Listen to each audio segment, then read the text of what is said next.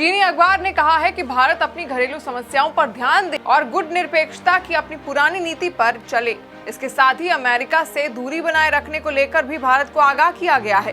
Global times ने चीन के विदेश मंत्रालय के प्रवक्ता हुआ चिनिंग के बयान का जिक्र किया है। चीन के विदेश मंत्रालय ने कहा था कि चीन और भारत की तरफ से सीमा पर तनाव घटाने के लिए कई कदम उठाए जा रहे हैं। चीनी अखबार ने कहा कि तमाम विश्लेषकों ने इस बयान को चीन और भारत के बीच तनाव घटाने का स्पष्ट संकेत माना है और इसका स्वागत किया है। ग्लोबल टाइम्स ने लिखा कि भारत चीन सीमा पर हालात सुधरने से कुछ हद तक दोनों देशों को आर्थिक और व्यापार के ज्यादा मौके मिलेंगे, जो दोनों देशों के हित में होगा।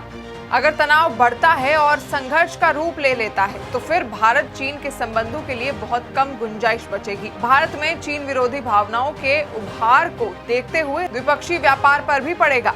अखबार में यह भी लिखा गया है कि फिलहाल चीजें सकारात्मक दिशा में बढ़ती नजर आ रही हैं और सीमा पर तनाव कम होने की संभावना मजबूत हो रही है।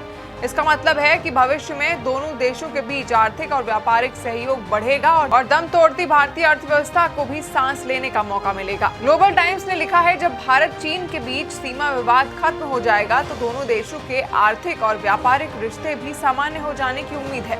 हालांकि एक बात ध्यान देने वाली है कि वैश्विक भू राजनीतिक व्यवस्था अब ज्यादा जटिल हो चुकी है। चीन अमेरिका एक नए शीत युद्ध की तरफ आगे बढ़ रहे हैं। दूसरी तरफ ऑस्ट्रेलिया और भारत ने एक नई रणनीतिक साझेदारी बना ली है। ऐसे मोड़ पर भारत पर भू राजनीतिक दबाव ज्यादा है और उसे कई तरह के प्रलोभन भी दिए जा रहे हैं।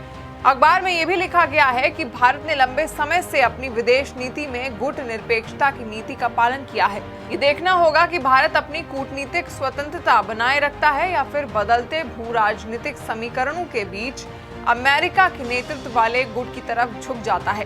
ग्लोबल टाइम्स ने धमकी भरे लहजे में लिखा है कि अगर मोदी सरकार चीन के साथ दोस्ती को चुनती है तो भारत चीन आर्थिक संबंध और मजबूत होंगे, लेकिन अगर भारत चीन के खिलाफ अमेरिका के साथ शामिल हो जाता है तो वो अपने हितों की सुरक्षा करने में नहीं हिचकिचाएगा, फिर ये हित चाहे राजनीतिक हो या फिर आर्थिक। भारत अगर चीन की दोस्ती खो देता है तो उसे इसकी बहुत बड़ी कीमत चुकानी पड़ेगी, जिसे बर्दाश्त करना भी भारत के लिए मुश्किल होगा।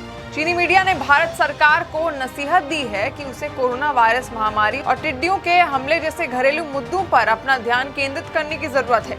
अखबार ने लिखा है कि हफ्तों के लॉकडाउन के बावजूद वायरस की रोकथाम नहीं हो सकी और भारत की अर्थव्यवस्था को काफी नुकसान पहुंचा है। मई महीने में शहरी भारत में बेरोजगारी दर 27% पहुंच गई है। आर्थिक सहयोग और विकास संगठन ने अनुमान लगाया है कि वित्तीय वर्ष 2021 में भारतीय अर्थव्यवस्था 7.3% तक सिकुड़ सकती है। इसके अलावा भविष्य में भारत में टिड्डियों का हमला होने की आशंका है, जिससे खाद्य आपूर्ति पर अतिरिक्त दबाव पड़ सकता है। भारत सरकार को इसे गंभीरता से लेने की जरूरत है। ये कोई पहली बार नहीं है कि जब चीनी मीडिया ने इस तरह से आक्रामक अंदाज में भारत को चेतावनी दी है।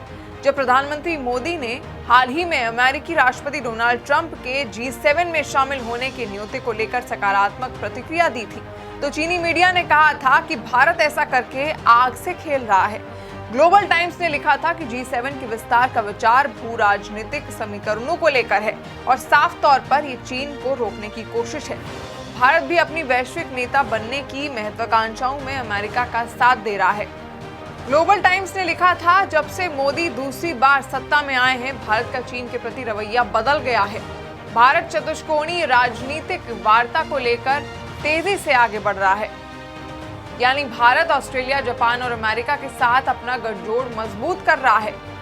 उसने भारत को आगाह किया था कि अगर वो चीन को काल्पनिक दुश्मन मानने वाले छोटे छोटे समूह से जल्दबाजी में हाथ मिलाता है तो चीन भारत के संबंध खराब हो जाएंगे और ये भारत के हित में नहीं होगा।